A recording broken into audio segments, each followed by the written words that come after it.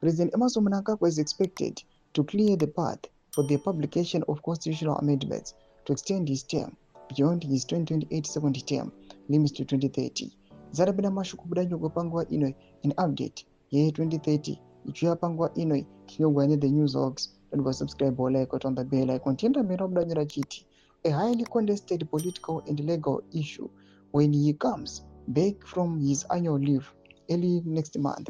A minister told the news hogs in a written response to questions, "We are waiting for the president to return from his annual leave to get cabinet to table and then clear constitutional amendment bill number 3 after necessary scrutiny by its committee on legislation.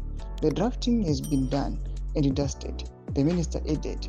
The standard legal process required, as I explained to you earlier before Christmas, for this extension includes the following steps, namely legislative and public notice requirements. After Cabinet has cleared the draft bill, the Speaker of the National Assembly is to publish the precise terms of the proposed amendment in the Government Gazette. The bill cannot be introduced in Parliament until at least 90 days after its publication to allow for public scrutiny.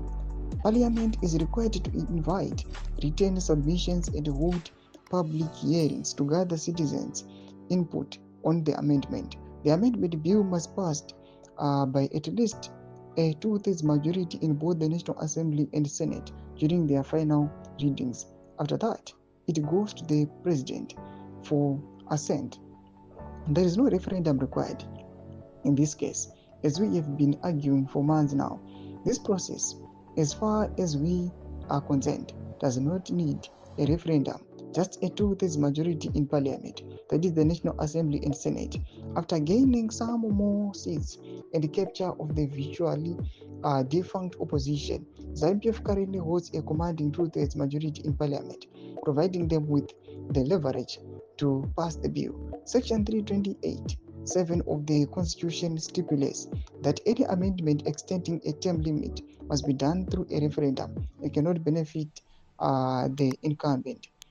To bypass this and subsequently allow Mnangagwa to benefit, Section 328(7) itself must be amended or repealed.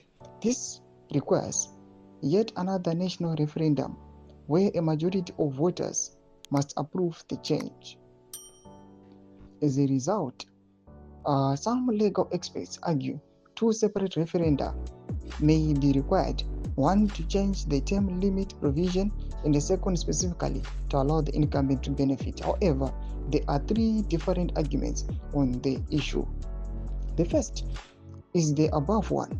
It can only be done through a 2/3 majority in Parliament and 2 separate referenda. A second argument explores whether the party can extend the presidency without technically increasing the number of terms.